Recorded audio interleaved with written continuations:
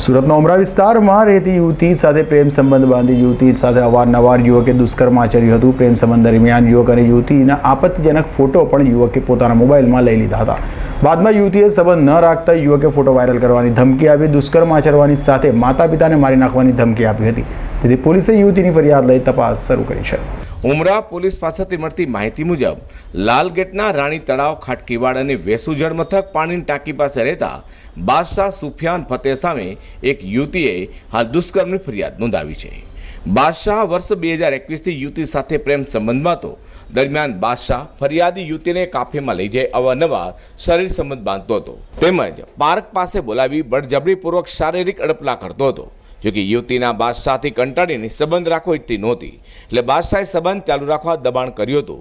બાદશાહે યુવતી સાથે સંબંધ ચાલુ રાખવા માટે થઈને યુવતીના તેની સાથેના ફોટો તેના પરિવારમાં તથા કોલેજના ગ્રુપમાં શેર કરી દેવાનું કહીને બ્લેકમેલિંગ કર્યું હતું। સાથે જ યુવતીના માતા પિતાને પણ મારી નાખવાની ધમકી આપી હતી। આ અંગેની યુવતીની ફરિયાદ લઈ ઉમરા પોલીસે બાદશાહ સામે દુષ્કર્મનો ગુનો દાખલ કરી વધુ તપાસ હાથ ધરી છે। અઝર કુરેશી સાથે પ્રકાશવાળા।